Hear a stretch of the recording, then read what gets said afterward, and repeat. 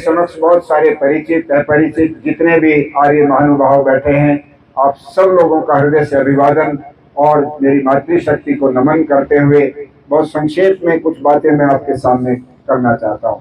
मैं बैठे बैठे मन तो ये बनाने लगा था कि सहदेव जी ने ऋषि दयानंद की बहुत महिमा अपने भजनों से यहाँ पर रखी, किंतु उसी बीच में थोड़ी चर्चा बुद्धदेव जी ने करते हुए संकेत किया कि ये जो सत्र है कि सामाजिक कुरीतियों को, नशाबंदी आदि को भी समर्पित किया हुआ है।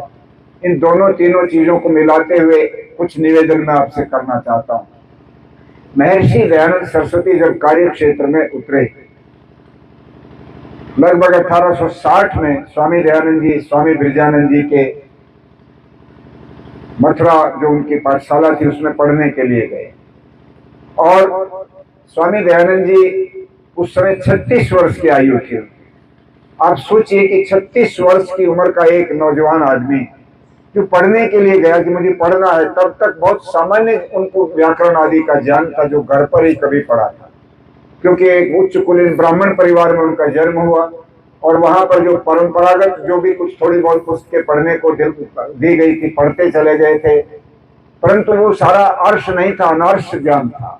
अनार्ष व्याकरण, अनार्ष ज्ञान सारा उनको बचपन में थोड़ा बहुत जो मिला वो उनके पास था, उसके अतिरिक्त कुछ भी नहीं था।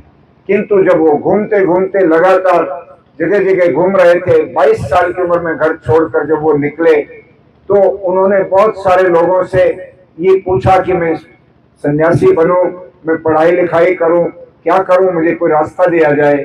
उस समय स्वामी पूर्णानंद सरस्वती एक सन्यासी उनको मिले जिन्होंने स्वामी दयानंद जी को सन्यास की दीक्षा दी। और जब स्वामी पूर्णानंद जी से उन्होंने कहा कि मुझे शिक्षा भी दीजिएगा, पढ़ा भी दीजिए, तो पूर्णानंद जी ने कहा कि पढ़ाई मैं नहीं तुम्हारी करा सकता, ज्ञान मेरे पास नहीं है, ज्ञान प्राप्त करना है तो तुम जाओ मथुरा में, वहाँ एक प्रज्ञा चक्षु है जिनका नाम स्वामी ब्रजानंद दंडी है, उनके पास तुम जाओगे तो वो तुम्हें पढ़ा सकते हैं।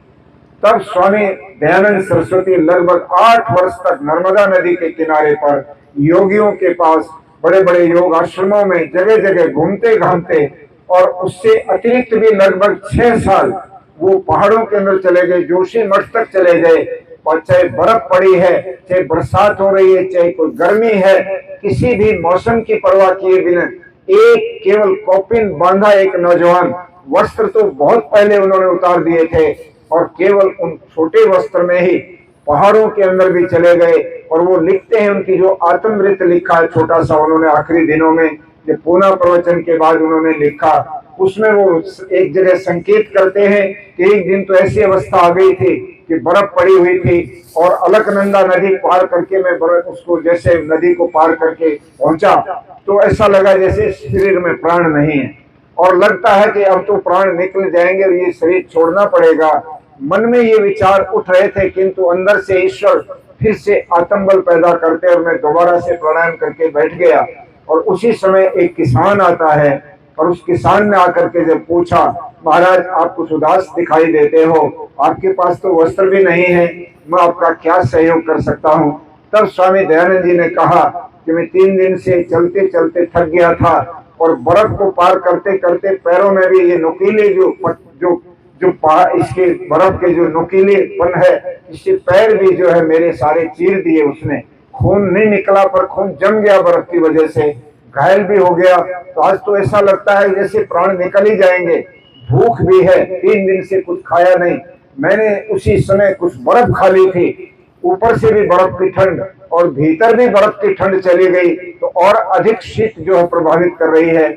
उस समय उस किसान ने कहा, मेरा खेत नजदीक है, घर तो दूर है, वहां से तो भोजन में बना के लाऊंगा तो विलंब होगा, मैं अपने खेत से कुछ कच्चे फल आपके लिए लाके देता हूँ, उससे आप अपनी भूख को थोड़ी शांत कर सकते हैं।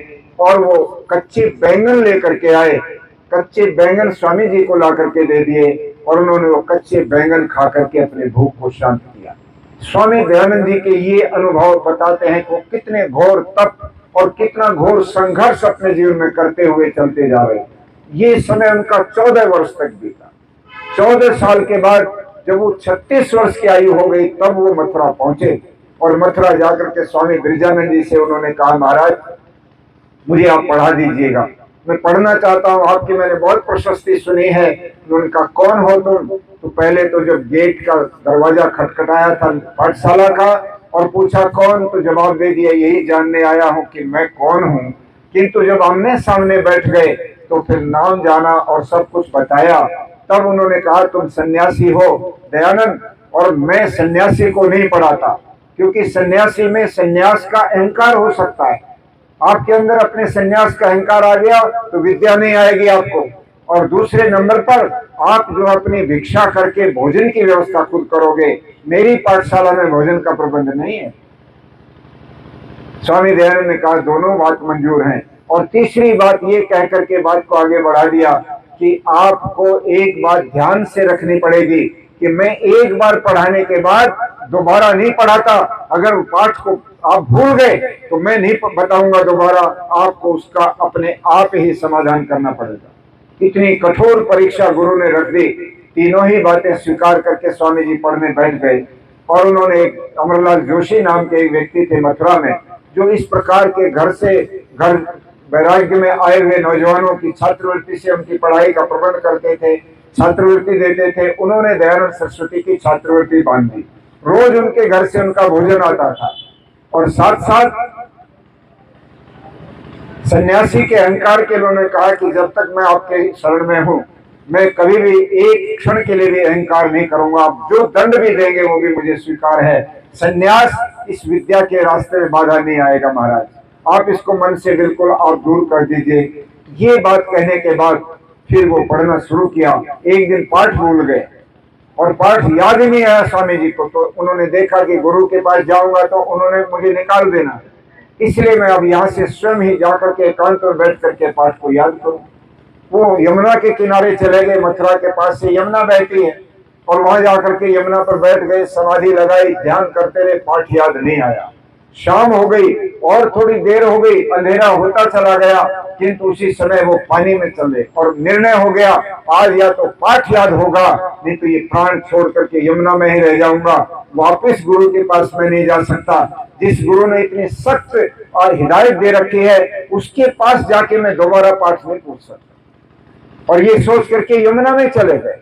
इतने पानी में खड़ा है दयानंद, रात के 10 बज गए और अचानक पाठ याद आ गया। ऐसी कृपा ईश्वर की हुई और पाठ याद आ गया तो आंखें खुली और देखा पानी में मैं खड़ा हूँ। बाहर निकले, देखा समय बहुत हो गया, अब तो विद्यालय बंद हो चुका है तो मैं जा भी नहीं सकता, कोई खोलेगा नहीं दरवाजा, सुबह जाऊंगा। वहीं पर रेत के ऊपर वो सो गए और सुबह स्नान आदि करने के बाद फिर वापस लौट करके वो विद्यालय में आए।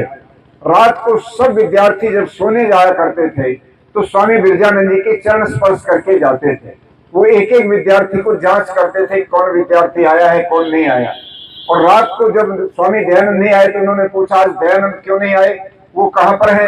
तो सारे विद्यार्थी स्वामी दयानंद से ईर्ष्या करते थे, क्योंकि दयानंद बहुत बुद्धिमान थे, बहुत प्रतिभावान थे। उनको जो बता दिया सारा कंठस्थ हो जाता था और किसी भी प्रश्न का उत्तर बड़े आराम से वो दे देते थे। सारे विद्यार्थियों को उनसे ईर्ष्या हो रखी थी, जलन थी, ये बड़े अच्छे नंबर बनाता है और हम सब के साथ ये बात नहीं हो रही। तो उन्होंने चालाकी से स्वामी जी का दिमाग गर्म हो जाए भर दिया कि दयानंद तो बिना बताए चला गया, वो तो अनुशासनहीनता करता रहता है गुरुजी, वो नहीं, हमें नहीं पता वो कहाँ गया, किसी को बता के नहीं गया, आपको भी बता के नहीं गया। स्वामी जी शांत रहे, उनके मन में ये प्रश्न रहा कि कोई ना कोई विशेष बात है, दयानंद ऐसा नहीं है, ऐसा नहीं कर सकता। और जब सुबह वो लौट करके आए और गुरु जी के चरण स्पर्श किए तो बोले दयानंद रात्रि को तुम कहाँ थे? उन्होंने सारा दृष्टांत बता दिया कि मुझे पाठ विस्मृत हो गया था, मैं उसको याद करने जमुना चला गया और जमुना के भीतर भी प्रवेश कर गया कि याद आ गया तो लौटूंगा, नहीं तो प्राण छोड़ दूंगा, मैं रहने की मुझे फिर इस धरती पर जरूरत नहीं है। किंतु आपके आशीर्वाद से, ईश्वर की कृपा से मेरा पाठ याद आ गया और रात को मैं इसलिए नहीं आया कि देर हो गई थी, अब आपके चरणों में मैं उपस्थित हूँ। बिरजानंद धन्य हो गए और गले से लगा करके अपने शिष्य को बहुत बड़ा आशीर्वाद दिया। जब स्वामी दयानंद की शिक्षा पूरी हो गई और वो एक शेर भर लौंग लेकर के आकर के कहते गुरुदेव मेरी भेंट ले लो, दक्षिणा ले लो, मैं पढ़ाई पूरी हो गई है, मैं बाहर जाना चाहता हूँ। उस समय बोले क्या लाए हो? कि आपकी सबसे प्रिय वस्तु लौंग लेके आया हूँ, जो तुम रोज दिन भर खाते रहते हो। स्वामी बिरजानंद जी लौंग खाया करते, दिन में कई बार लौंग चबाते थे, क्योंकि उनके शरीर में गठिया वगैरह का, वायु का रोग था, दर्द रहता था शरीर में। तो वो ये जो लौंग है, ये गर्म स्वभाव की चीज है, तो उसमें लाभ करती थी। दयानंद ने सोचा इनकी मनपसंद चीज है, खुश हो जाएंगे गुरु जी कि शिष्य बहुत अच्छी चीज लेके आया।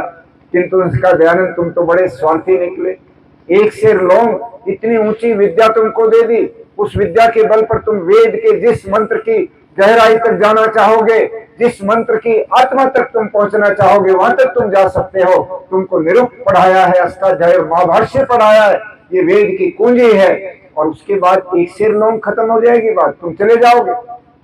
उन्होंने कहा मेरे पास तो इसके सिवाय कुछ भी नहीं है गुरु जी, ये भी मैं मांग के लाया हूं अमरलाल जोशी के घर से कि कल से मेरा भोजन मत भेजना, मैं चला जाऊंगा, मेरी पढ़ाई पूरी हो गई है, आज तो तुम मुझे केवल लौंग दे दो जो गुरु जी को मैं दक्षिणा दे सकूं। ये भी भिक्षा से लाया। उस समय स्वामी दयानंद का, दयानंद तुम समझे नहीं, तुम्हारे पास जो चीज है वो मथुरा के बाजार में नहीं मिल सकती, वो जोशी जी के घर भी नहीं मिलेगी, किसी के घर भी नहीं मिलेगी। तुम्हारा जीवन, तुम्हारी बुद्धि, तुम्हारी प्रतिभा, तुम्हारी ऊहा, तुम्हारी विद्या इतनी ऊंची है कि वो और किसी के पास है ही नहीं। मैं तो ये चाहता हूं तुम अपना पूरा जीवन वेद के प्रचार और प्रसार के लिए दे दो। जब ये बात कही, उस समय स्वामी दयानंद जी ने अपना मस्तक गुरु जी के चरणों में रख के कहा तथास्तु, मैं आपके इस आदेश का पालन करूंगा। और स्वामी दयानंद जी ने अपना कार्य क्षेत्र चुन लिया। स्वामी दयानंद जी सबसे पहले जब निकले, 2 साल 3 साल वो आगरा, धौलपुर, ग्वालियर इधर घूमते रहे, और उसके बाद वहां पर एक पुस्तक लिखी, पंच यज्ञ विधि जो पुस्तक है, ये भी लिखी उन्होंने उसी दौरान में। कुछ चीजें सामने आई और उनका प्रश्न नहीं समाधान आया, तो एक बार गुरुजी से मिलने भी लौटे, किंतु उसके बाद फिर वो चले गए। और 1867 में, उस समय कुंभ का मेला चल रहा था हरिद्वार में, वहां पहुंच गए और वहां जाकर के उन्होंने पाखंड खंडनी पताका रेत के टीले के ऊपर गाड़ करके आह्वान किया कि आओ कुछ बातों पर मुझसे संवाद करो, शास्त्रार्थ करो। मैं कुछ बातें जो वेद के अनुसार हैं वो रखूंगा, और जो वेद के विपरीत हैं वो भी रखूंगा। आप लोग मुझसे चर्चा कीजिएगा, गलत रास्ता छोड़ो और सही रास्ते पर आओ। ये आह्वान वहां पर स्वामी दयानंद जी ने 1867 में किया। इसी रेवाड़ी के पास खेड़ी सुल्तान के पंडित बस्तीराम जी एक पौराणिक प्रचारक थे, जो 117 वर्ष की उम्र के होकर के बाद में गुजरे। वो पंडित बस्तीराम जी यही रेवाड़ी में, जब स्वामी दयानंद सरस्वती हरियाणा में एक ही जगह स्वामी दयानंद आए, वो स्थान है रेवाड़ी। कहते हैं लोग, कुछ इतिहासकार, कि दूसरी बार वो अंबाला से भी होते हुए गुजरे थे, थोड़ी देर के लिए रुके, किंतु रेवाड़ी में तो वो बात मुझे याद है। राव युधिष्ठिर सिंह जी के सामने जब वो यहाँ पर आए थे, और जब उनसे पूछा महाराज मेरे लिए कोई आदेश करो, उन्होंने कहा कोई आदेश नहीं, गाय की रक्षा के लिए तुम एक गौशाला यहाँ पर स्थापित करो। क्योंकि उस दौरान स्वामी दयानंद जी गायों के लिए काम करने लगे थे, और महारानी विक्टोरिया के पास 1 करोड़ लोगों के हस्ताक्षर से युक्त ऐसे बड़े बंडल बना करके भेजना चाहते थे कि भारत के अंदर जो सदा गाय की पूजा करता आया है, जिस धरती के ऊपर योगेश्वर कृष्ण जो गोपालक रहे, जिन्होंने हजारों हजारों गायों को अपने साथ में रखा, अपने पालन के लिए उनको रखा, ऐसा ये देश, वहां गाय के ऊपर कटारी चलती है। महारानी को मैं भेजूंगा कि इस देश के ऊपर ये जो गौ कशी का जो कलंक है ये समाप्त करो। तो उसके लिए महाराजा आप यहाँ गौशाला स्थापित करो। ये नारनौल रोड के ऊपर आप लोग देखते ही होंगे, वो उस समय राव युधिष्ठिर सिंह ने 1000 बीघा जमीन स्वामी दयानंद जी को दी। ये पहली गौशाला थी भारत के अंदर जो स्वामी दयानंद की प्रेरणा से रेवाड़ी के अंदर खुली थी। और इसके बाद उनसे प्रेरणा लेकर ब्रह्मचारी जयराम, उन्होंने बेरी के अंदर दूसरी गौशाला खोली, और उसके बाद गौशालाएं जगह जगह और खुलने लग गई। स्वामी दयानंद जी ने अपने कार्य क्षेत्र में उतरकर इस प्रकार से सामाजिक काम शुरू किए। आज मेरे सामने बहुत बड़ी संख्या में हमारी माताएं बहनें बैठी हैं, और ये तो भाई पोश एरिया है, पढ़े लिखे परिवार यहाँ पर रह रहे हैं, अच्छे वेल टू डू हैं, और सब हमारी बहनें भी बहुत अधिकतर मैं देख रहा हूँ पढ़ी लिखी हैं, विदुषी हैं। किंतु आपसे मैं एक बात विशेष निवेदन के साथ कहना चाहता हूँ। जब स्वामी दयानंद जी कार्य क्षेत्र में घूमने लगे और उन्होंने ये देखा कि एक किंवदंती, एक उक्ति बड़ी तेजी से प्रसारित थी समाज के अंदर, जहां भी जाते वहां पर एक बात सब लोग उनके सामने बोलते, स्त्री शूद्रो नाधीयताम, स्त्री को और शूद्र को अध्ययन करने का, पढ़ने का अधिकार नहीं, इनको नहीं पढ़ाया जाना चाहिए। गुजरात के इतिहास में तो इतिहासकार ने यह भी लिख दिया, जो आज भी आप किसी लाइब्रेरी में उठाएंगे तो पढ़ने को मिल जाएगा, कि जो लोग अपनी बेटियों को पढ़ाते हैं, स्कूल में भेजते हैं, वो खानदानी लोग नहीं है, वो खाना बदोश लोग। खाना बदोश शब्द प्रयोग किया गया। पूरा समाज एक बात पर अडिग था कि स्त्रियों को पढ़ाया नहीं जा सकता, शूद्रों को पढ़ा नहीं जा सकता। आप मुझे ढोल गवार पशु शूद्र नारी ये सब ताड़न के अधिकारी की चौपाइयां बनने लगे। ढोल को पीटो तो आवाज निकलेगी, वरना तो कुछ नहीं बोलेगा, वो रखा रहेगा। गंवार आदमी को पीटो तो काम करेगा, नहीं तो वो उसकी बुद्धि नहीं होती, काम नहीं कर सकता। पशु को पीटो तो वो गाड़ी आपकी खींचेगा, नहीं तो नहीं चलेगा। स्त्री को पीटो तो वो काम करेगी, नहीं तो वो काम नहीं कर सकती। ये धारणा समाज के अंदर बना दी गई। हिंदू समाज के अंदर इस कुरीति को स्वामी दयानंद जी ने बहुत गंभीरता से देखा, और उन्होंने देखा जिस माँ के गर्भ से संतान पैदा होती है, जो माँ बच्चे को जन्म तो देती ही देती है, साथ साथ उसका निर्माण भी करती है, वो निर्मात्री है। और शतपथ ब्राह्मण का सूक्ति दूसरे समोल्लास के प्रारंभ में देके वो कहते हैं, मातृमान पितृमान आचार्यवान पुरुष हो गए। माँ बच्चे की पहली गुरु है, पिता दूसरा गुरु है, और आचार्य उसका तीसरा गुरु। और माँ कौन होती है? तो नीचे लाइन में देते, यश्य माता विदुषी धार्मिकी प्रशस्ता भवती से माता। वही माता है जिसमें 3 गुण हो। वो विदुषी होनी चाहिए, वो धार्मिकी होनी चाहिए, धर्म के सही अर्थ को समझने वाली होनी चाहिए, और वो प्रशस्ता होनी चाहिए, अपनी संतान को प्रशस्ता अर्थात प्रशस्त करने वाली, उत्साहित करने वाली, आगे बढ़ाने वाली, ऊंचाई की तरफ जाने की प्रेरणा देने वाली वो माँ होनी चाहिए। भूत प्रेत से, जादू टोने से इनसे डराने वाली माता नहीं होनी चाहिए। ऐसी माता ही माता बनती है, वही मातृमान है, वही निर्मात्री है। ये बात स्वामी दयानंद जी ने कहा तो उन्होंने देखा ये तो अनर्थ हो रहा है। वेद तो कहता ये थे मां वाचन कल्याणी मां वदानी जनित है। जिस कल्याणी वाणी को भगवान ने सब मनुष्यों के लिए दिया है, उनमें स्त्रियां भी हों, पुरुष भी हों, गरीब भी हों, अमीर भी हों, गोरे भी हों, काले भी हों, इस देश के उस देश के कहीं के भी लोग हों, उन सबको जब अधिकार दिया है तो स्त्रियों को इस अधिकार से वंचित क्यों किया गया? तो आपकी लड़ाई स्वामी दयानंद जी ने बड़ी डट करके सुनाई।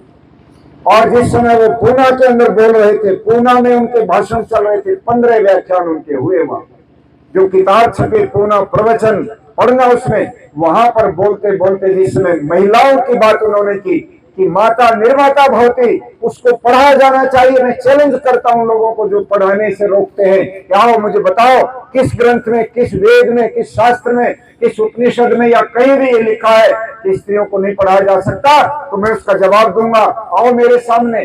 कोई व्यक्ति नहीं आया, किंतु एक पागल आदमी सभा में बैठा था जो अपने पॉलीथीन के अंदर एक कोबरा सांप लेके आया था, और उसने ये सोच करके लाया कि दयानंद के ऊपर सांप फेंकूंगा और दयानंद को सांप काट लेगा तो ये खत्म हो जाएगा, इन औरतों की वकालत करने वाला दुनिया में कोई नहीं रहेगा। सांप फेंक दिया स्वामी जी के ऊपर, और स्वामी जी इधर हट करके बच गए। सांप गिरा, और गिरने के बाद सांप का जो स्केलेटन होता है, भीतर का ढांचा, वो लड़खड़ा गया, सांप पड़ा रह गया। लोगों ने आकर के उसको उठा करके दूर फेंक दिया, मार दिया, जो भी।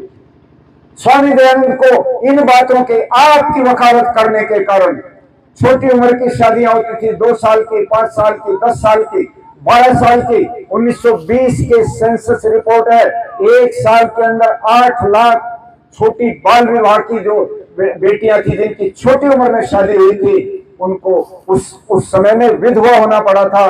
और विधवाओं में भी बहुत सारियों को चिता के ऊपर पति के साथ जीवित जला दिया गया था। ये 1920 की सेंसस रिपोर्ट के अंदर मैं बताना चाहता हूँ। स्वामी दयानंद जी ने इस बात को समझा कि छोटी उम्र की शादियां गलत, और फिर विधवा हो गई, पति मर गया किसी कारण से, अभी वो बड़ी हो रही है और उसकी दोबारा शादी भी की जा सकती है, किंतु पूरे समाज ने कहा नहीं, शादी दोबारा औरत नहीं कर सकती, मर्द कर सकता है।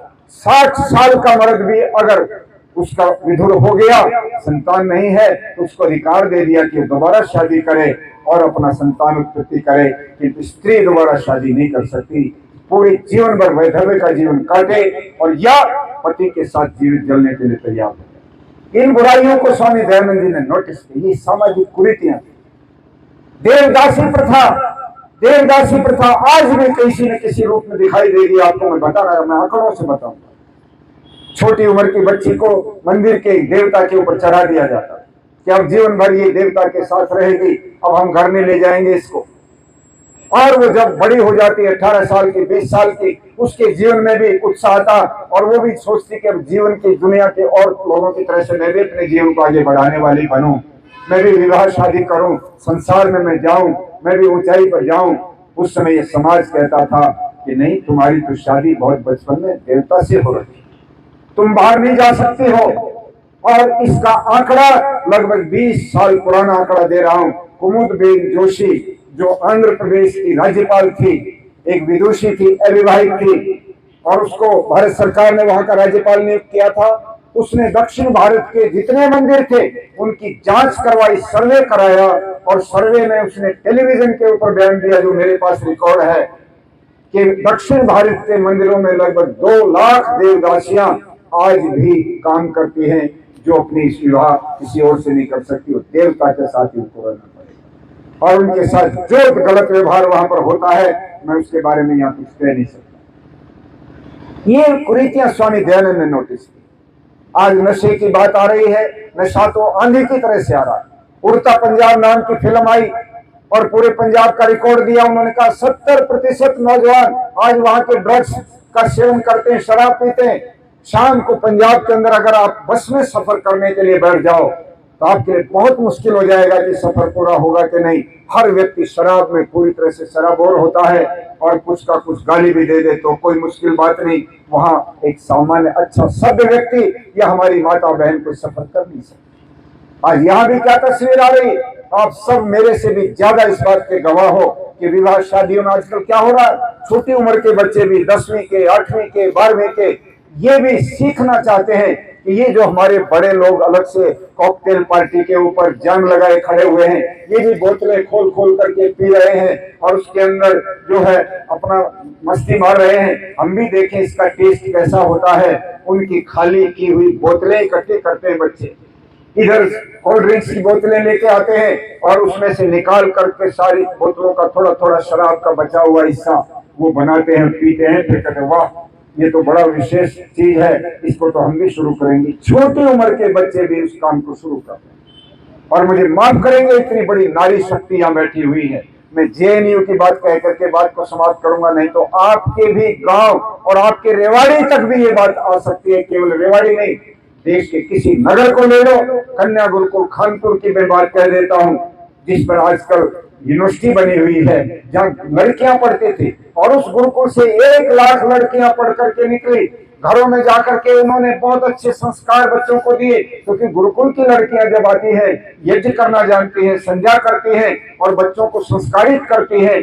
किंतु वो गुरुकुल बंद हो गया, यूनिवर्सिटी बन गई, मेडिकल कॉलेज आ गया, लॉ कॉलेज आ गया और सारे कॉलेज आ गए, और हजारों लड़कियां वहां हॉस्टल में रहती हैं। और पिछले दिनों अखबार में मैंने अपनी आंखों से ये पढ़ने को मजबूर होना पड़ा मुझे, कि वहां पर लिखा था कि एक बड़ी क्लास की लड़कियों ने एक अपनी सहेली लड़की का जन्मदिन मनाया, और उस जन्मदिन के मनाने के लिए 10 पेटियां जो है शराब की, और वो दूसरी क्या होती थोड़ी लाइन जिसमें होता है, वो बुला करके की गई। वो पकड़ी गई पुलिस के द्वारा। एमडी यूनिवर्सिटी रोहतक के अंदर बाथरूम के अंदर 12 बोरे सिरिंज पकड़ी गई, और पता लगा क्यों यहाँ डाल रखी थी कि जो बच्चे नशा करते हैं इंजेक्शन लगाकर, भोजन से पहले नशा लगा इंजेक्शन लगाते हैं, उनको सप्लाई करते हैं हॉस्टल में, ये काम हो रहा है। जेएनयू के अंदर पढ़ने वाले बच्चे जिनको भारत सरकार सब्सिडी देती है, 4-5 हजार रुपया महीने का खर्चा लेती है, हॉस्टल भी आ गया, सब कुछ आ गया,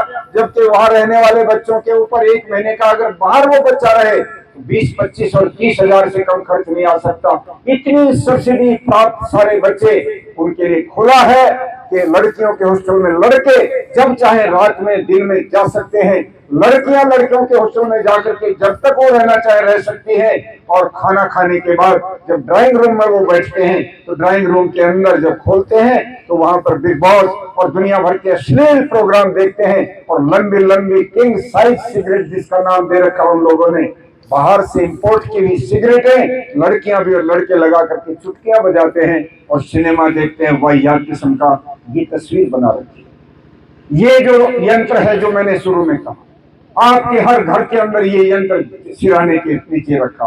आप अपने बच्चे का 1 महीने का रिकॉर्ड चेक करना, इसमें मिल जाएगा हिस्ट्री। आप जाइए इसमें हिस्ट्री देखो, इसने पिछले 1 महीने में क्या देखा है।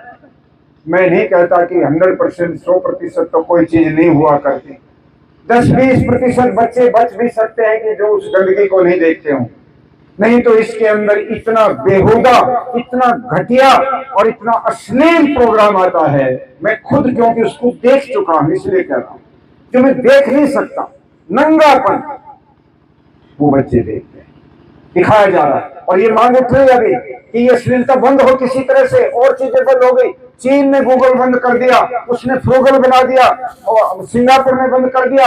दुनिया के देशों में तो बातें आ रही हैं। सुप्रीम कोर्ट में भी परसों का एक उनका बयान था चीफ जस्टिस का, मैंने उसमें देखा है कि जो चीजें गंदी आ रही हैं इनके ऊपर चेक लगाना पड़ेगा। इसके ऊपर सरकार सोचे, नहीं तो कोर्ट इसके ऊपर सोचेगी। मुझे लगता है कि आज घड़ा जो है पाप का बढ़ता जा रहा है, पानी नाक के ऊपर आता जा रहा है। ऐसी अवस्था में जरूर कुछ ना कुछ निर्णय अच्छे होने वाले हैं। लिव इन रिलेशनशिप का बुद्धदेव जी, कल का अखबार पढ़ो, कौन सी हाईकोर्ट थी वो तो मुझे दिमाग से उतर गई है।